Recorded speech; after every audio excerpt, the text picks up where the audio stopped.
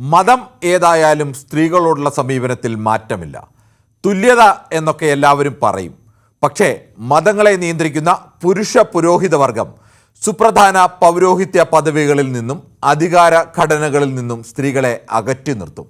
അതിന് ഓരോ മതത്തിനും അതിൻ്റേതായ ആചാര ന്യായീകരണങ്ങൾ ഉണ്ടാകും.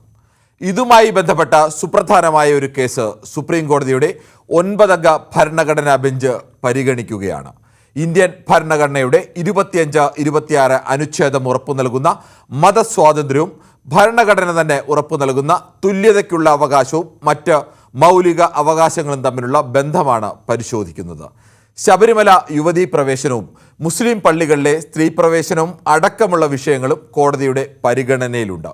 മുസ്ലിം പള്ളികളിലെ സ്ത്രീ പ്രവേശനം സംബന്ധിച്ച് അഖിലേന്ത്യാ മുസ്ലിം വ്യക്തി നിയമ ബോർഡ് കോടതിയിൽ ചില സുപ്രധാന നിലപാടുകൾ അറിയിച്ചു. സ്ത്രീകൾക്ക് മുസ്ലിം പള്ളികളിൽ പ്രവേശിക്കുന്നതിന് ഇസ്ലാമിൽ വിലക്കില്ല. പക്ഷേ മുൻവാതിൽ വഴിയുള്ള പ്രവേശനവും ഒരുമിച്ചുള്ള ആരാധനയും അനുവദിക്കാനാവില്ല.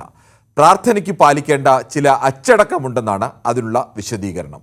പുരുഷന്മാർക്ക് ജമായത്ത് പ്രാർത്ഥന നിർബന്ധമാണ്, സ്ത്രീകൾക്ക് നിർബന്ധമില്ല. പുരുഷന്മാർ പ്രാർത്ഥനയ്ക്ക് പോകുമ്പോൾ കുട്ടികളെ നോക്കാൻ സ്ത്രീകൾ വീട്ടിൽ ആവശ്യമായി വന്നേക്കാമെന്ന ന്യായീകരണവും ഉണ്ട്. സ്ത്രീകൾ പള്ളിയിൽ വരുന്നത് തടയരുതെന്ന് പ്രവാചകൻ തന്നെ പറഞ്ഞിട്ടുണ്ട്. എന്തായാലും കോടതി ഇതിൽ തീർപ്പ് കൽപ്പിക്കട്ടെ. ഈ വാദങ്ങളിൽ നിന്നെല്ലാം നമുക്ക് മനസ്സിലാവുന്ന ഒന്നുണ്ട്. സ്ത്രീകളോടുള്ള വിവേചനത്തിൽ നമ്മുടെ നാട്ടിലെ പ്രധാന മതങ്ങളെ നിയന്ത്രിക്കുന്ന പുരോഹിത വർഗത്തിന് ഒറ്റ അഭിപ്രായമാണ്: